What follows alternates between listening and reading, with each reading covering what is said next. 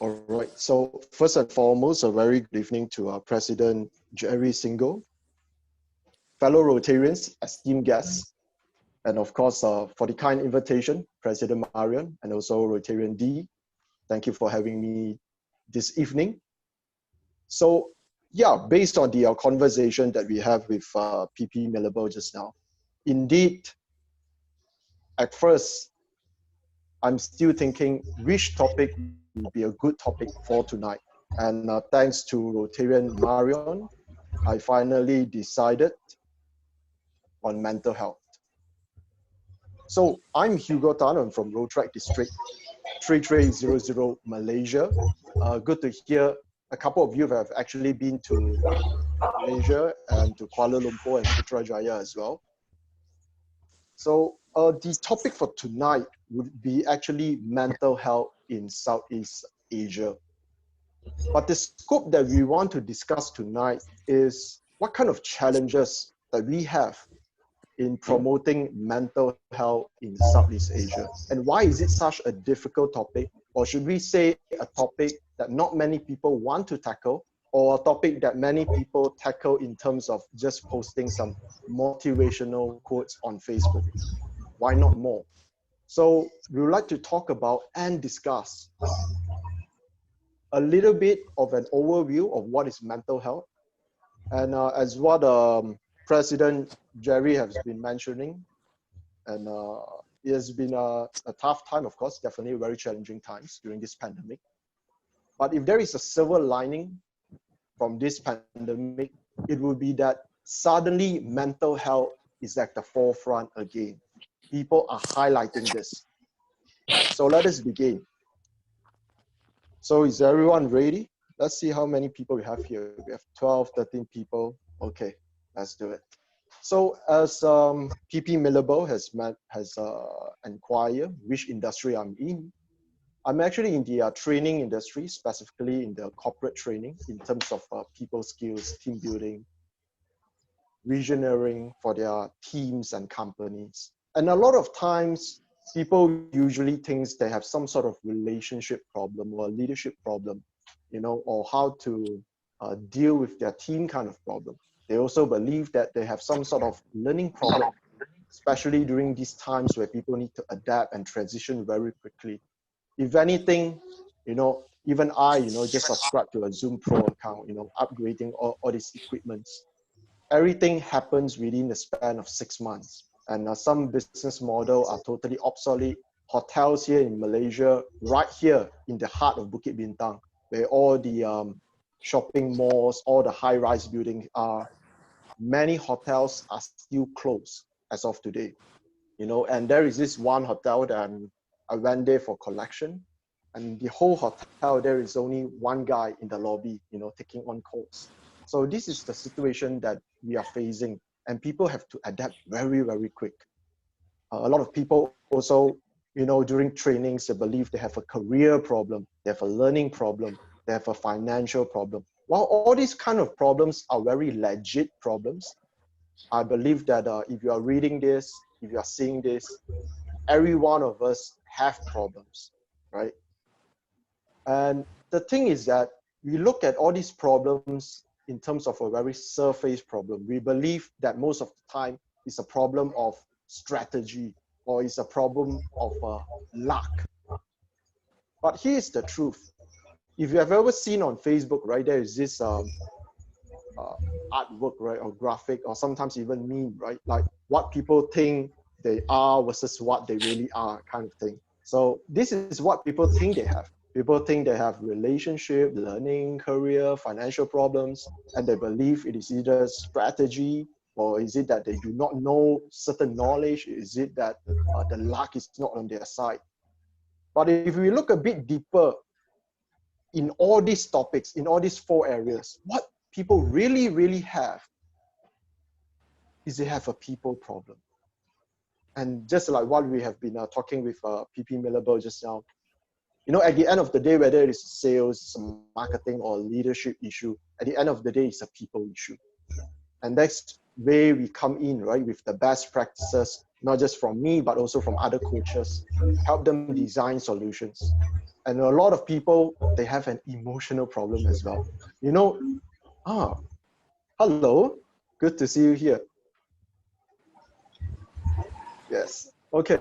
Well, back to this.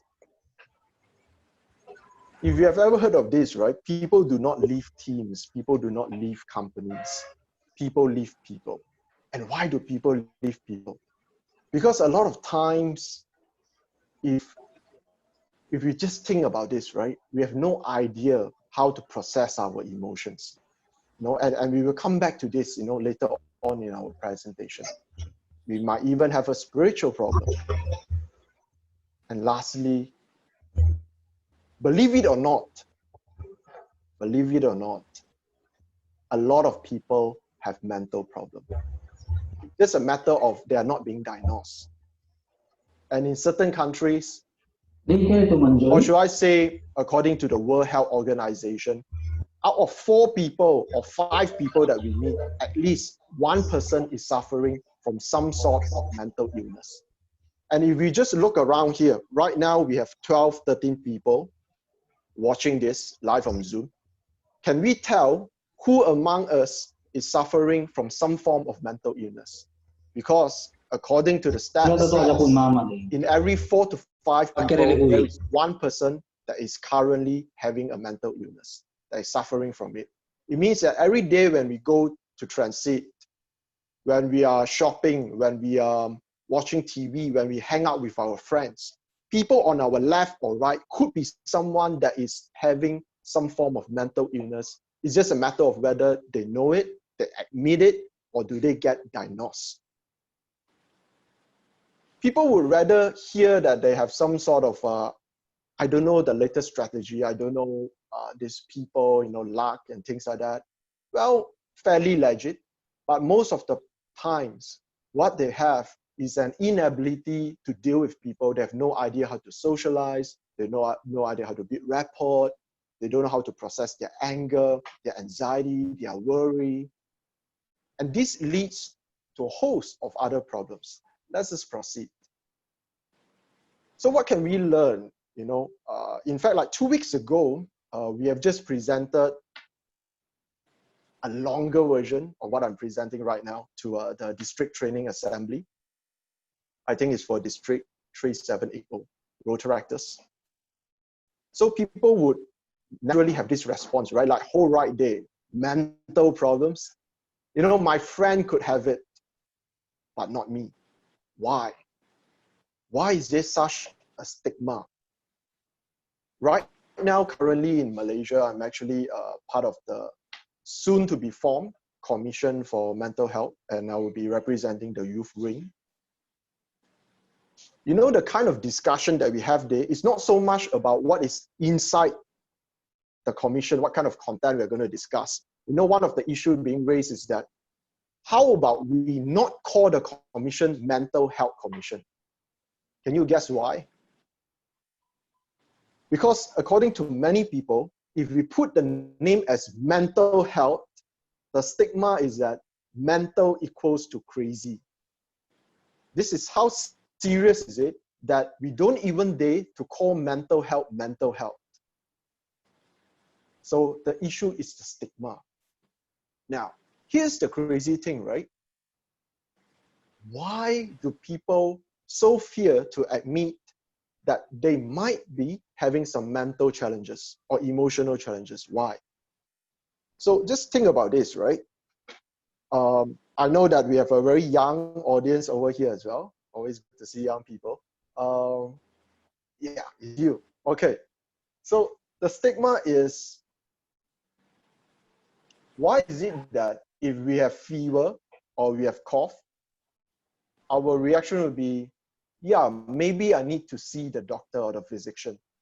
But if let's say you have a friend who has depression or serious anxiety, why is it suddenly they feel like, you know what, I can handle it myself?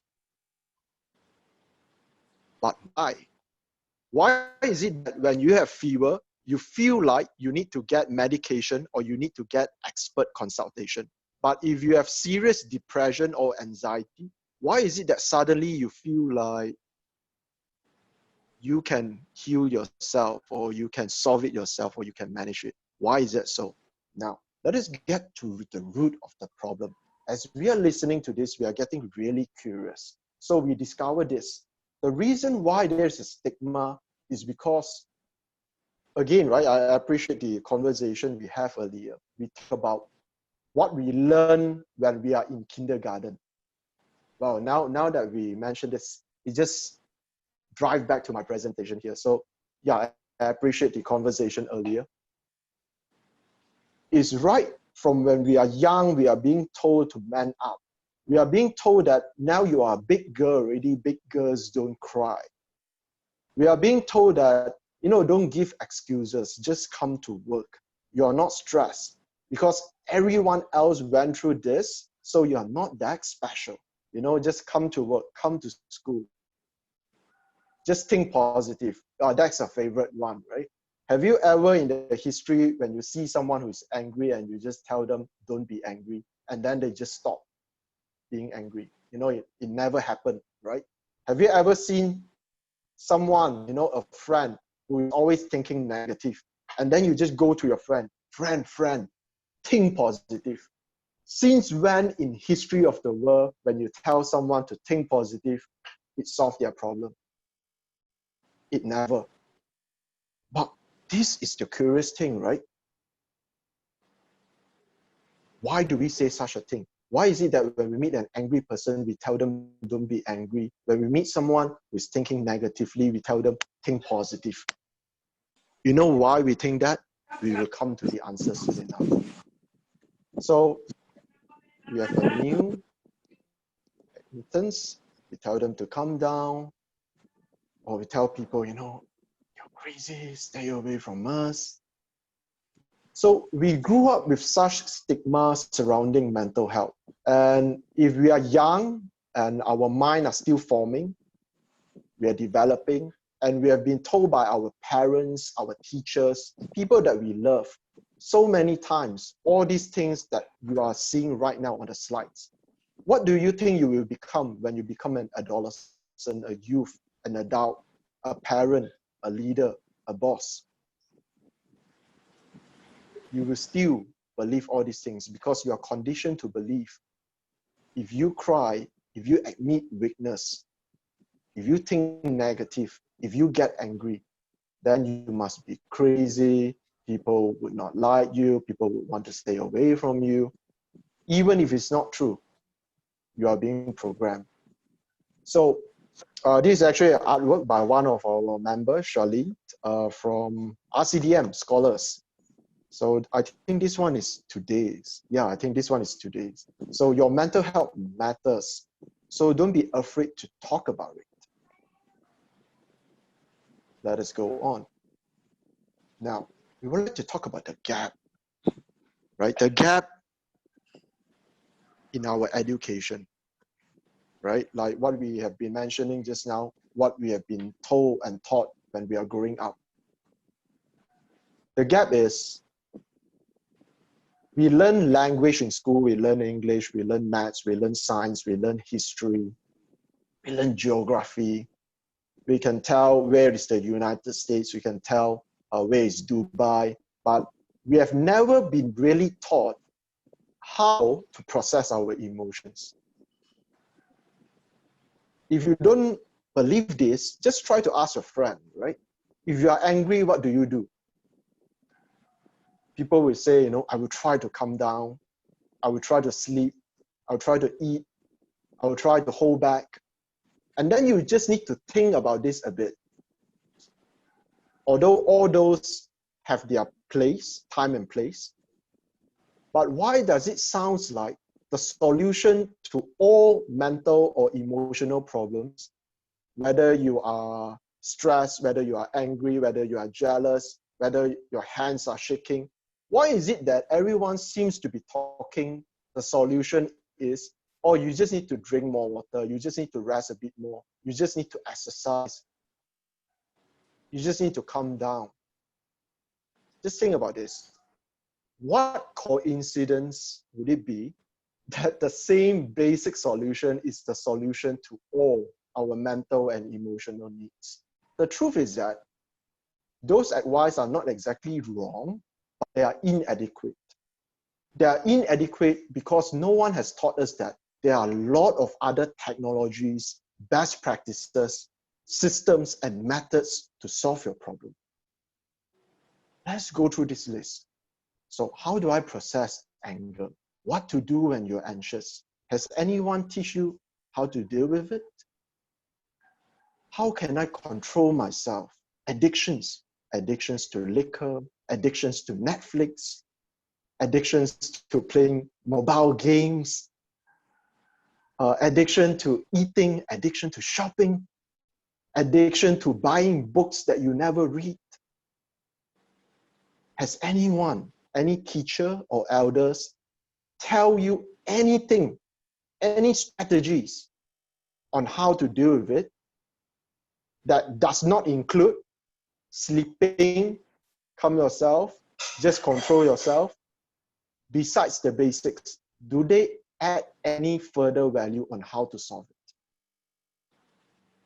The thing is that in the world of psychology or therapy, a lot of new strategies or best practices has been emerged, experimented, and researched on.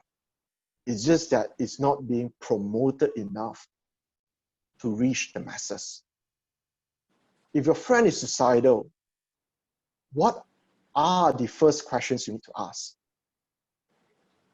If so, people believe that if someone is angry, tell them not to be angry.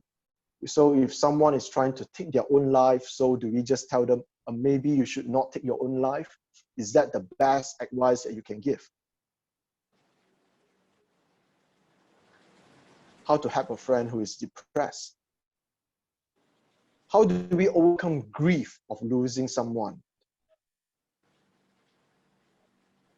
How do we deal with people with mental illness?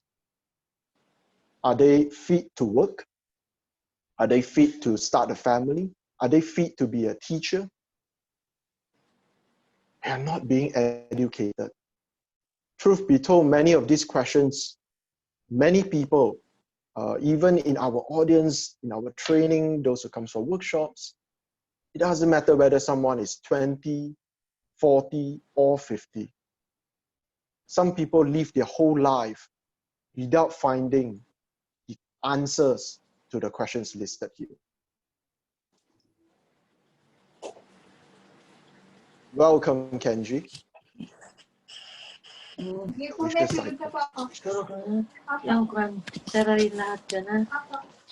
Precious. Welcome, Precious. It's a vicious cycle. Why? The reason why we are discussing this is not to share how bleak the situation is, but to impress upon us on what great opportunity that we have, because we have so much more room for improvement, for education, and for action to be taken. You know, I mean, as Rotarians and Rotarians, we are supposed to be people of action. The vicious cycle is a child that is not being taught how to regulate their emotions, how to process their mental and spiritual challenges, will grow up one day to become a youth leader, will become an entrepreneur. They will start their own company. They will hire employees. They will start a family. They will have children. They will become the leader of this country. And what would the consequences be?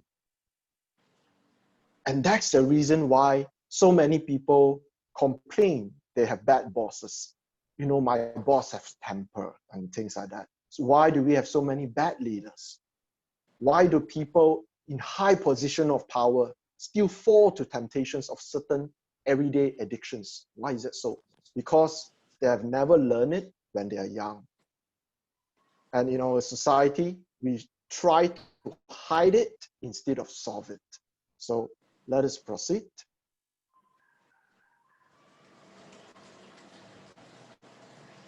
Well, there is this, especially in Asian society, right? We possibly are not the one that is most open regarding our emotions. We believe to put on a very strong exterior.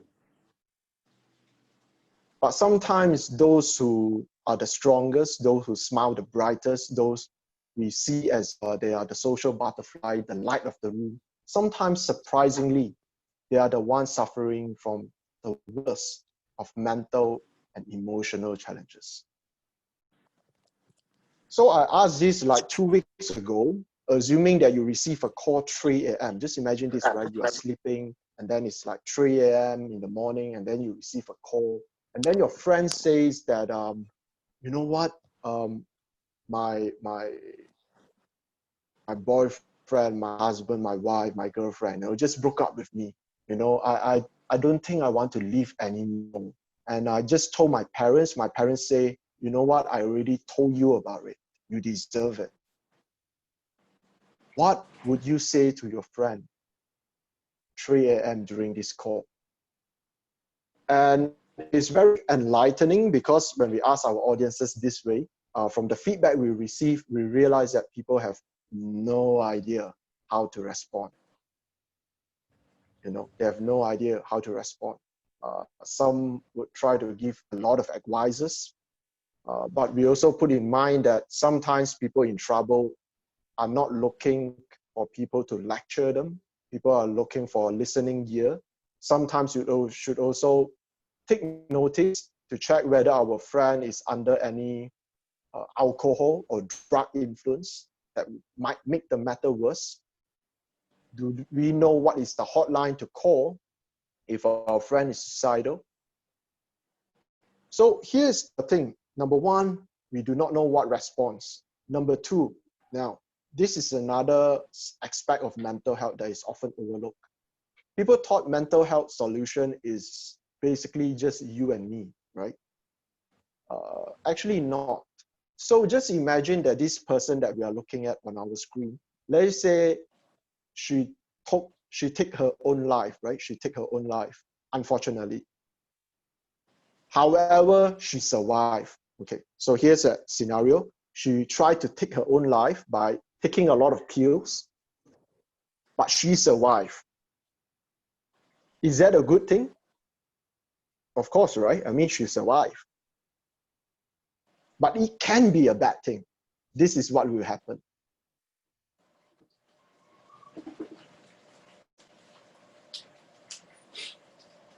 So surprisingly, in certain countries, for example, in Southeast Asia, since we are talking about mental health in Southeast Asia, Malaysia, Singapore, there are still countries that criminalize suicide.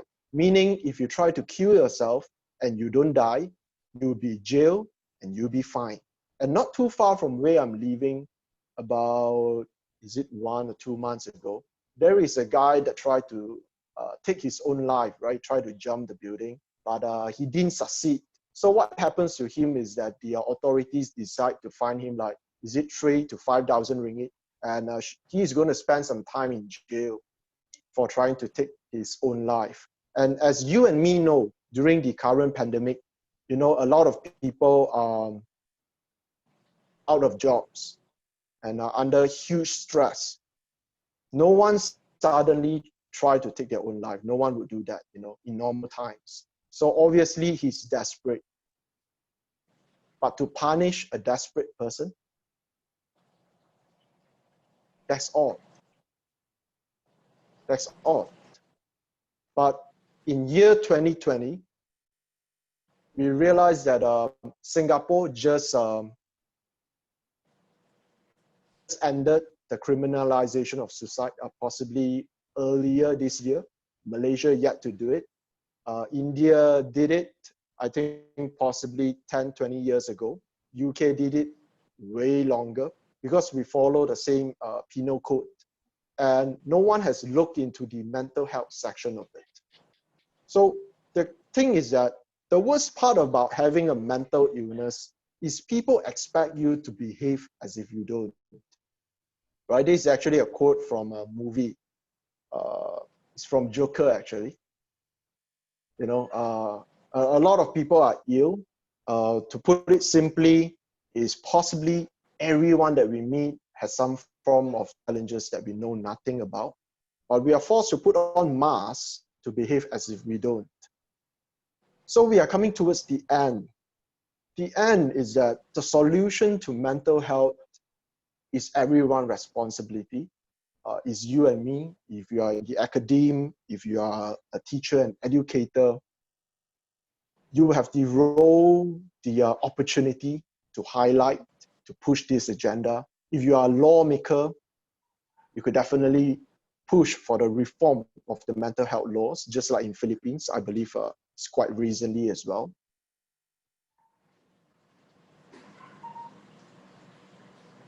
So to sum it up, the need for mental health education, the need to normalize mental health conversations, the more people talk about this, the more people have the courage to talk about this. People don't dare to talk about this because everyone is putting up masks. So if we dare to share our own story, personally I have OCD, the more we talk about our own weaknesses and challenges, the more people and our friends around us will feel comfortable to say theirs too. And we need a multifaceted approach to tackle mental health. Of course, we have started a project YANA with Metro Zamboanga, Marion and Dee as well, during April 15 to be exact. So until now, it's about like 5 months down the line. I think a lot of live streams, workshops, I know that Metro Zamboanga have also started an outreach with Seeds of Hope for psychological support for victims of war. I think all these are good steps, to highlight more of the issues. And we have also been collecting stories, right, of mental health, because mental health, illness, depression don't have a face. In front of you, there are 6 pictures. Can you guess which one of these 6 suffer from PTSD?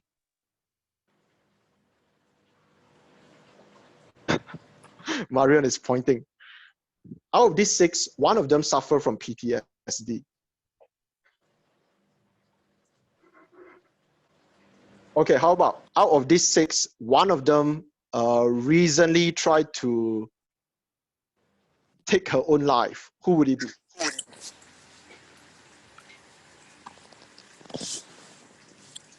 Right. Okay. So the answer is actually the first one. It's actually a story received from Singapore. So when you're looking on your far, I think it should be on your left, right? The most left. 18-year-old, some sort of influencer on Instagram and YouTube. She tried to take her own life on July 2nd. So she was found 14 hours later, overdose, nothing to pump out from her stomach because everything is already in her bloodstream. Luckily, she wasn't in a coma, so she woke up. But the thing is that she lost 7 years of her memory. And she's clinically diagnosed with PTSD, ADHD. So the lesson is that depression has no face. It's not a question of who has more friends. It's not a question of who is always positive. It's not a question of who seems to be okay. We never know. We have also been reforming the mental health laws. We are pushing it in Malaysia as well. So to sum it up, right, there's no health without mental health, right? We ought to treat our mental health as serious as our other physical health. Fever, flu, cough. How about we add a bit to it? Anxiety, depression, stress, grief, trauma. It ought to be treated equally, if not even more important. So with this, asking for help is indeed brave. So you can always follow us on You Are Not Alone Southeast Asia Mental Health Initiative on Facebook and Instagram. And you can also find me on Facebook, Instagram, and YouTube. With this, I would like to say thank you to all of you who has been paying close attention.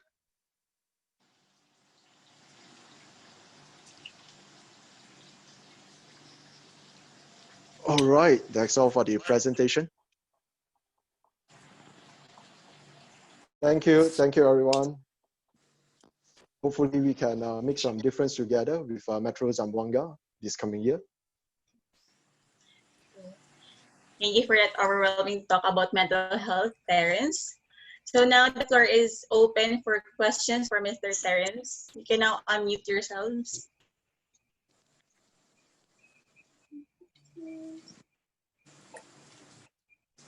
Anyone who has questions for Mr. Terence Hugo Tan?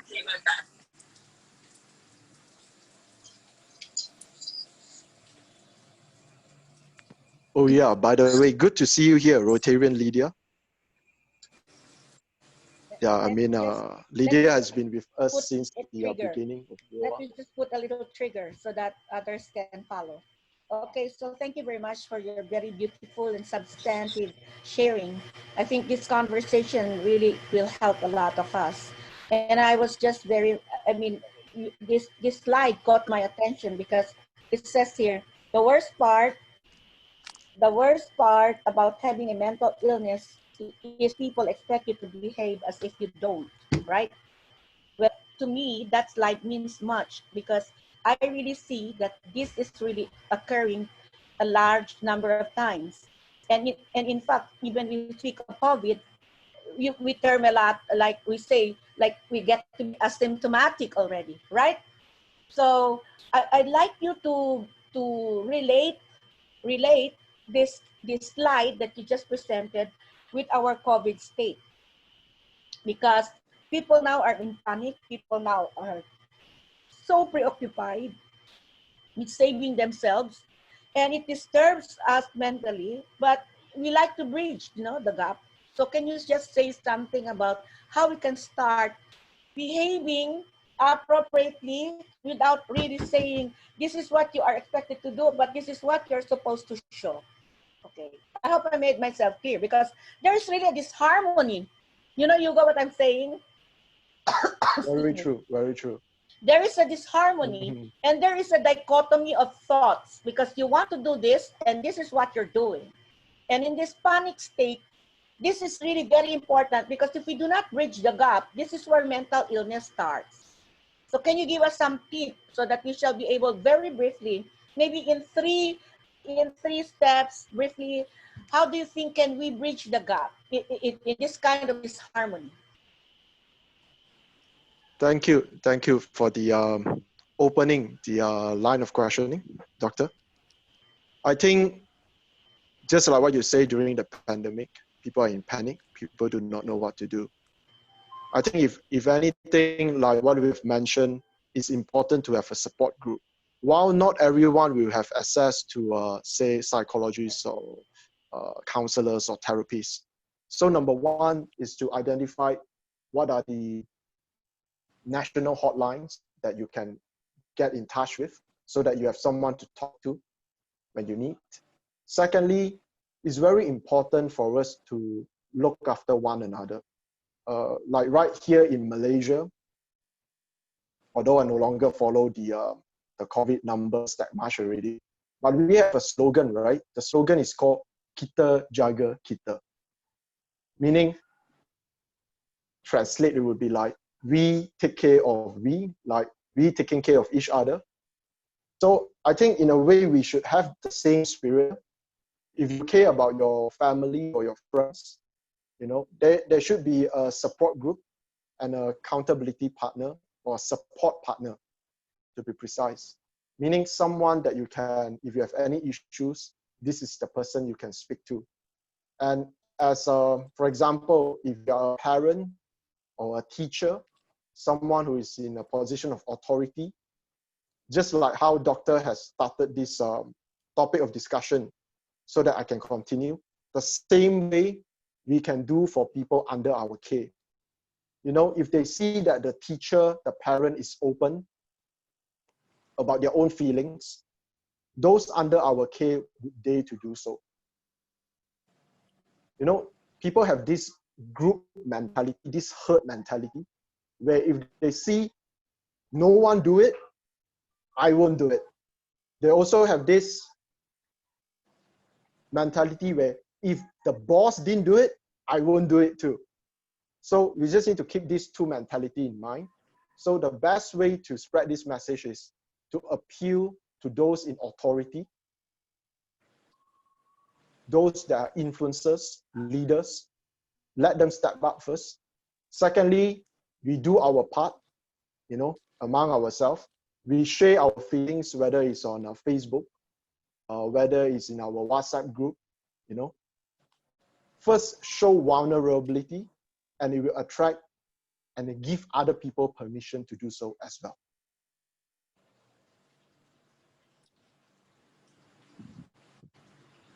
I really wanted to just get from you the support group. That's what we need, really, the support group. Just like the Rotary Metro, this is our support group. Very true, very true.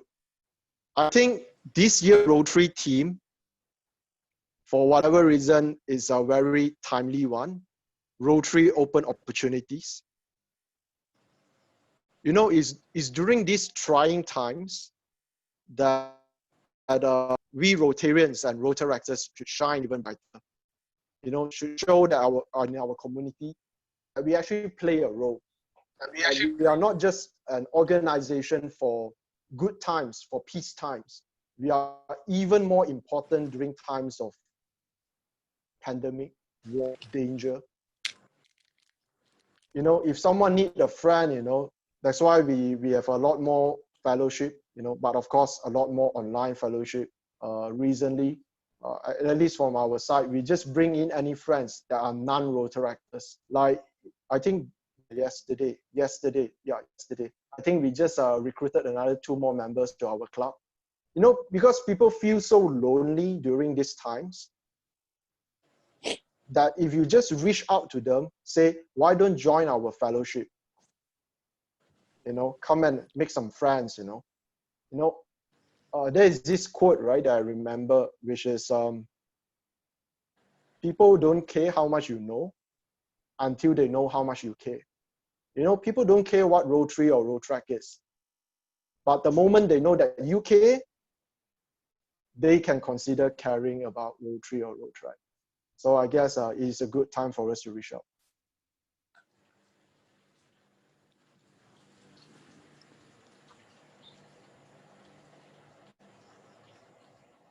Yes, back to you, Victor. Thank you for the question.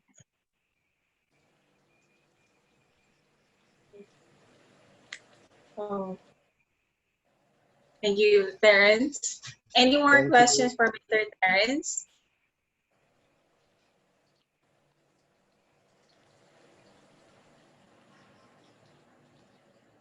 No more questions? So I think that's it. Shall I proceed? Terence, can I do the share screen? Definitely.